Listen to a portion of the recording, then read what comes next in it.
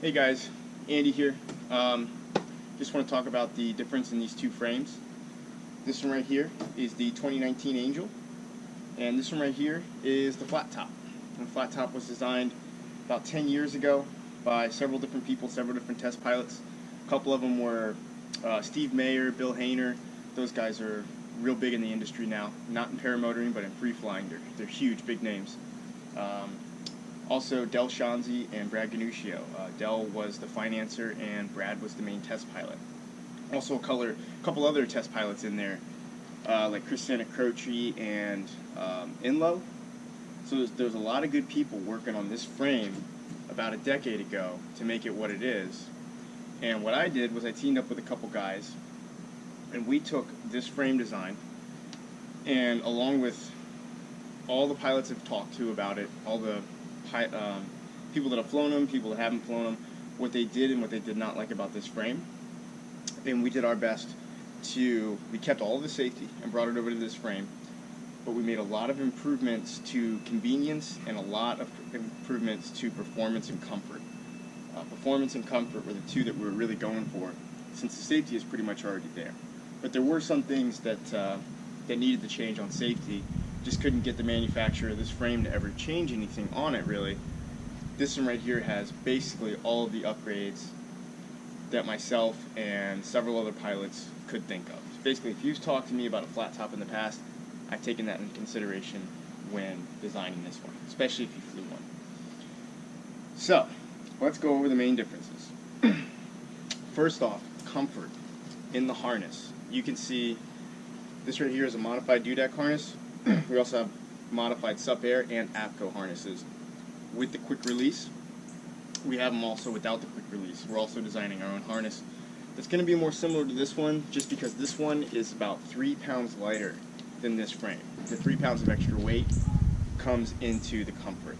But you can see the shoulder padding, very thick here, mesh, a lot of foam.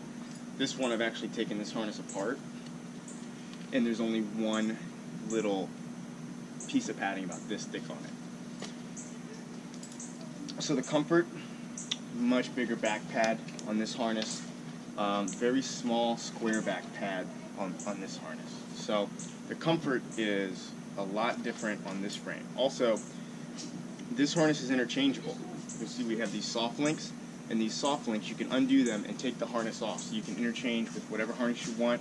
If this one wears out, if you do something to it, you want to change it out for whatever reason, you can change it out with just these soft links. This harness is actually sewn onto the frame. Very expensive to replace it because you have to take these comfort bars. These comfort bars are heat treated. It's very expensive to make this part of the frame, and you have to send this whole setup back. And you have to get a whole new harness with brand new comfort bars to get it fit on. It ended up costing upwards of $900. This one right here, you can put any harness you want on this frame. You don't have to cut anything off. You don't have to send back the comfort bars or anything like that. This one only has one harness option.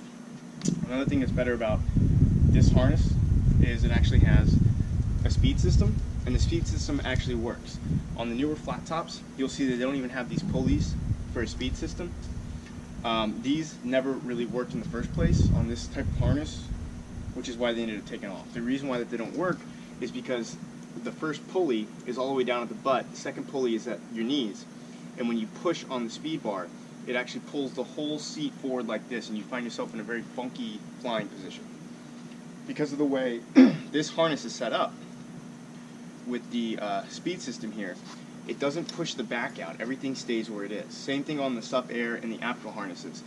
The pulley, the first pulley is back here, so it allows for the initial tension to be on the back, and when you push forward, you're pushing against your own back, and it doesn't put you in this funky flying position that the flat top is. That's why they got rid of it on the flat top harness. It works on all of the other harnesses that come with the Angel frame. Another thing is the quick release. I love the quick release harness. For one thing, it's real quick to get out of, even if you're not in water. When you're in water, you want to have the quick release to get out real easy. But if you forgot something when you're going to fly, quick release out, get your stuff, you can get back in a lot quicker than the other harnesses that have multiple standard hookups. Like I said, you can put those harnesses on this frame, but I prefer the quick release. But this quick release harness on the flat top is just a Velcro. and then there's a spring in here. This one has a Velcro, a spring, and then it has a clip. And the reason why we have this extra clip right here is just for extra safety. It's just one more step, all in the same fluid motion to open up the harness. But we put it there because I've come close to landing in my lines a couple times, and I know some people that have actually gone through their risers, but I don't want anything to be able to catch on this and pull it open, or for you to be messing around with something and have this come open. Even though there's another safety right here, I would rather this have a clip in it, because it doesn't actually take any more time to get yourself out. And as pilots gain more skills and experiment a little bit more, like they didn't used to do 10 years ago, but now a lot of pilots are doing it now, I like to have this secondary safety part. Also, there's no what they call a sissy strap. There's no chest strap on this frame, on this harness.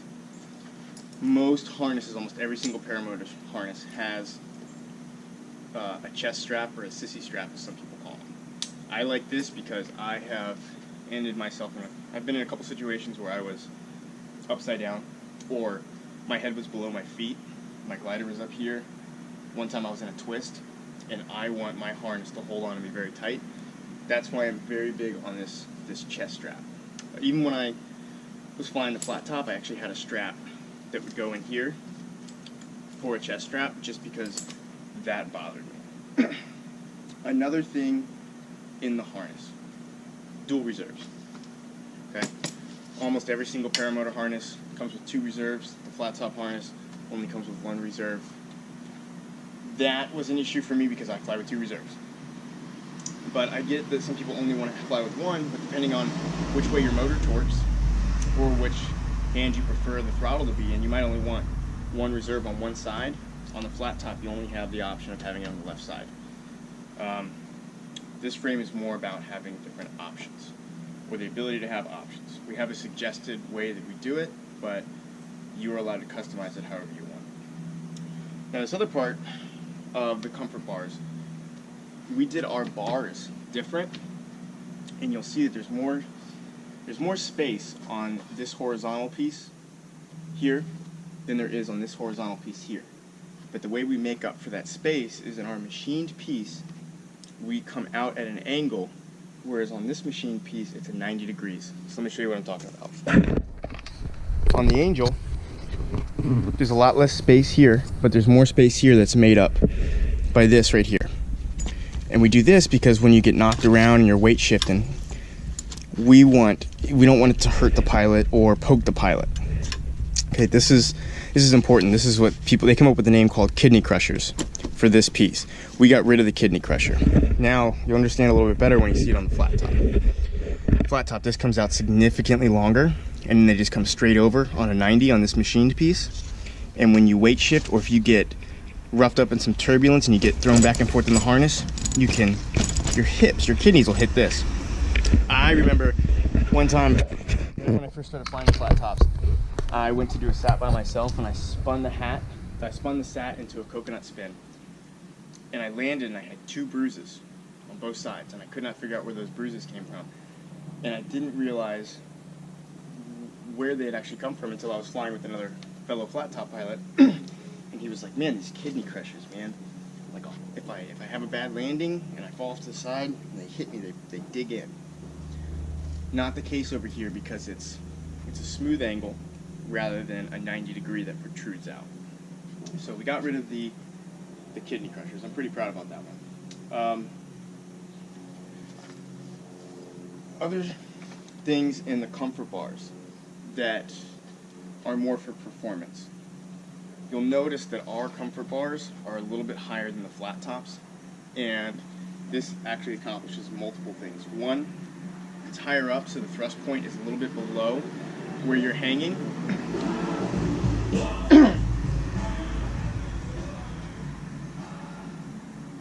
Alright, so another thing that we did differently on the Angel as opposed to the flat top was, you'll notice that the height of the comfort bars on the Angel is a little bit higher than it is on the flat top. And we did this for a couple different reasons. One is the thrust point. We want the thrust point to be slightly below the hang point, so when you throttle up, you don't pitch forward. like on the flat top, on a lot of the frames with the oscillating arms, when you throttle up, you pitch forward and you point down temporarily before it smooths up. This one doesn't happen. Thrust point's a little bit below the hang point line, so it's a nice even push. And that's especially important for when you're getting on the throttle quick. You're in turbulence and you're on the throttle, you're off the throttle. You're not getting this push down, right? Another thing we did was, on the flat top, it's a little bit sloppy with the hang points. You can see there's a lot of room in here for these hang points to slide back and forth. And then the flat top has just the tolerances are a lot less, right? On the Angel, there's virtually no room for it to move. It can't really go left to right. So that makes you able to calculate things a little bit better. And there's 6 little slots that you can put yourself in here. There's only 4 here. And these front 2, really this first one is kind of useless, but it's rare that somebody will be on this third. So you got this big gap that this slides back and forth. You have to do a lot of adjustments on the lumbar supports. And it took me a little while to figure out, like, why am I hanging one way one day? Why am I hanging one way the next day? And that just depends on what I had done a couple seconds before I was thinking about it to cause everything to shift on this. So I got rid of that. There's no shifting on this. Another thing with the weight shift, so it's a little bit higher. On the flat top, when you weight shift over, because it's a little bit lower, it's a little bit more aggressive, and you can get stuck on one side. And it's harder to get back to center or get back to the other side, because it's such a shallow roll that once you go, you're kind of in it, and you have to kind of pull yourself back to get out of it. This one being a little bit higher, the neutral position, you're not really balancing when you're in neutral. You pretty much, when you go to neutral, you just hang underneath the motor. And then when you weight shift, you have to actively weight shift to one side. And then when you stop weight shifting to that side, and you stop putting in the effort to weight shift to that side, you automatically go back to the neutral, which is right in the center. Whereas the flat top, you have to weight shift in and you have to weight shift out. This one, you only weight shift in, and when you want to get out, you just stop weight shifting and you come back out. So, another thing, so that covers a lot of the harness. You can see a lot of the performance comes from the harness, like the speed system, like the weight shift, like the thrust point. You know, the harness has different things, like if you're familiar with other harnesses, this right here makes it more of a reclined position, more comfortable, tighter tolerances here. A lot of performance goes into that. And other places where that we did differently is, if you look at the flat top, the prop sticks out pretty far. And if you look, the way that they make flat tops, there's no spacer. I put the spacer on the back just for the video. But on other Viterazis, the more modern ones, they've put a spacer in between the propeller. This is because there's a cooling element on the propeller. You can see how this has this profile right here on these fins, and then it has this spacer right here. This pushes the prop back. And what the cooling element does, especially with this shroud, is it allows to cool the motor a lot quicker, keep the motor running at cooler temperatures. But when you do run this propeller, you lose about 2 pounds in thrust because of the cooling profile. A flat top doesn't use the propeller with the cooling profile, not because they don't want to keep the engine cool, but it's because they don't put the spacer on here to bring the prop out, because that would bring the prop out even further than it already is. So when this frame was designed, this was after they had come out with the new propeller profiles, we knew that we had to take that into consideration. So we actually brought the frame back a little bit further than the flat top to cover more of the prop, to allow for that cooling shroud. And even if you don't want the cooling element on the propeller, you want to go with the straight prop, the old school prop, it's still the same distance from the netting. This prop with the cooling, without the cooling, and this prop without the cooling are actually still the same distance from the netting to the prop, and that's just from the way that we angle the frame. Another thing, fuel tank. You'll notice the fuel tank on the Angel is off the ground, and it's brought up and back, so it's a little bit further away from the propeller. It's off the ground, and the reason why it's further away from where the propeller is going to strike is because of the angle of the fuel tank. Same thing with the angle, also brings it further away from the pilot, so it's less likely for the pilot to kick it. I've personally never had an issue with kicking the FlatTop fuel tank, only one time with a really small glider in the sand, no wind. But if you do it right, it won't happen. But some people are a little bigger than me, some people a little smaller than me, they have issues. FlatTop tank is on the ground, so it can bump things. You can see it's actually sitting on the ground right now. This one, just not the case. Another thing, FlatTop does not have interchangeable cage pieces. So this top right piece only fits this top right. On the Angel, everything's more symmetrical. So this bottom left will fit this top right, and this bottom left will fit this top right. And that's so if you're out of country, or if you're going to order spare parts, spare frame pieces, then you don't have to buy 4 cage pieces like you would on this one. Chances are when you break the frame, you're going to break one side of the frame. And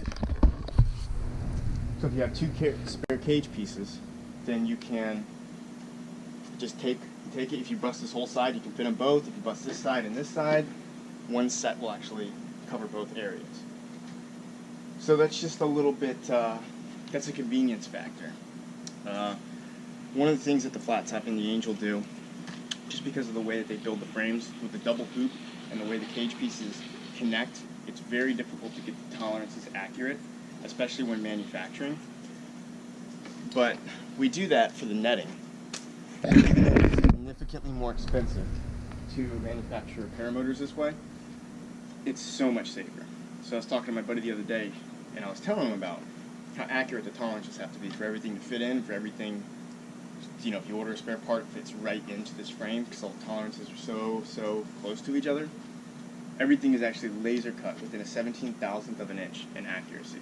So, and I was telling him about this, he's like, yeah man, you know, my frame, I don't want to tell you what frame it was, but it's pretty much most other frames that have the netting that they wrap around spokes and all hoop, the way everybody else does it. He was like, yeah, you know, it doesn't really fit. It's not all, you have to kind of wiggle it and kind of get the pieces to fit in, and it's still loose, right? So it doesn't have to be welded that accurately. And then the way you get everything tight is you crank the netting down to tighten it over the frame. That's not good enough for me. I want the frame pieces to each have their own netting because it's significantly, and I mean significantly stronger. And I want the cage pieces to be independent and strong of each other, not only strong when they're all connected and tightened down. I want them to be strong all the time. So, right after I talked to him, like 2 days later, one of his buddies posted a picture or a video on Facebook. His remark was, I did not get the netting tight enough. So, because the netting wasn't tight enough, he went to forward launch, the whole cage flexed and just tore his netting up. That won't happen on this frame. Even when the Velcros aren't all the way tight, like some of them aren't tight right now, the frame in itself is very, very strong. Same thing with the FlatTop. FlatTop doesn't have as many Velcros, but it's still very strong, very sturdy.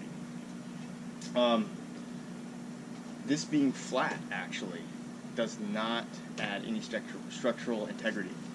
Having this arch up top actually makes it a little bit stronger.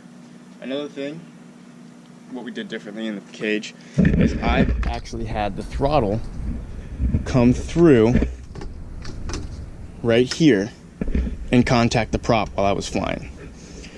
I know it's happened before with a couple other people just because I talked to a lot of FlatTop pilots, but this one, to prevent that, we got this. One, this gap is a lot smaller, but two, we have this Velcro. So you'd have to really get it. I don't even know if you could. With this Velcro here, I don't think you can really get it in there the way it would go in on the flat top. But it only happened to me once. Since then I was cautious about it. But it's not something I want somebody else to have to deal with. So yeah, we made that. We also put, it hasn't happened to me, but I think I heard about having somebody on a flat top with it. It snuck in here one time. I don't really know how, but we went ahead and put a Velcro here to prevent that. So far as other options for this frame versus this frame, colors. Okay, this one only comes with one color. It only has come in one color ever. Our frames, we'll paint in whatever color you want. Okay. Here's two of the other standard colors that we have. This one right here is a cinnamon orange. Really good looking frame in the sunlight. It is not in the sunlight right now, but I'll tell you what, it looks good. And here's our red frame, red and black. And right now we actually have some of these main frame pieces and the hang points being powder coated red vein and blue vein. So we're gonna have several different combinations of comfort bar colors, main frame colors, and outside cage pieces colors. If you want any custom colors, that's fine, we'll do it. It might take us a couple extra weeks because we have to individually get them painted and then we have to individually string everything up. We can't do it production-wise, but we can absolutely do custom colors. Also, when you do custom colors, we make a couple other spare cage pieces on that custom color, just in case you break it. Okay? And those are the main differences. Oh, another main difference: the thrust plate. Another main difference is the mounting plate. Okay, the mounting plate for the flat top is vertically stable, which is a good thing. I like that, but it's not horizontally stable. So the motor can actually flex this way significantly. On our motor plate, we've gone very wide. We've gone below and wide. And the reason is the prop won't flex as much coming to the side. This is another small difference. It's a good thing that the flat top figured out what they figured out. We just modified it. We just basically took their motor plate and said, that's great, but we can make it better. This cover is vertical. We can make this one cover vertical and horizontal. So, one thing to note about both of these frames that is I would not fly without is they both have this Kevlar. They both have this Kevlar netting that is pop riveted into the frame and strung very tight. We string ours very tight. Actually, this is one of the things that I do, is put the netting on and I make it very, very tight. Flat top doesn't go as tight. It is every bit as strong. I just like mine a little bit tighter. No big deal. Another thing that we do is the quick release harnesses. These are great. Okay? These really can save your butt in the water, even if your flotation fails, but it's also more convenient for getting in the seat quicker, and like when you take off, the seat automatically comes underneath your butt, and they also allow for you to get in and out of your harness quicker when you're getting ready to go fly. But I really like the quick release that he did this, which is why I did it on ours as well. The comfort bars and the crumple zone on both frames are heat treated after welding. That's something that only us two do, and the reason we do it is, if you know anything about welding and what happens to welding after you weld it, the weld is very strong, but within a couple inches of the weld is very weak because the metal gets heated up so much, and then it's not reinforced with filler metal. And the only way to get that back is to heat treat it. So you might get a frame that's 6061 aluminum, but if it's been heat treated, it's nothing. It's not T1, T4, T6, it's nothing. These, both of our metals, are T4, T6, depending on which part of the frame it is. And then we get them heat treated back to T4, T6 after they've been welded, which is what makes this part of the frame so damn strong. Oh, let me point something else out. My tolerances are a lot tighter. We don't get as much wiggle and wobble with ours. Ours are comfort bars, and they slide in very, very tight. And that's minor things. Yeah, like I said, I think both of these frames are great. This one is obviously the more updated, more moderate platform. It's designed more for performance and for safety. This one right here is actually, like I said, this frame and this frame, they're both great. They're both safe as they could be. This one just a little bit safer just from minor modifications, but nothing too big. This one has significantly more comfort and a lot more performance, and that's just because it's the new generation.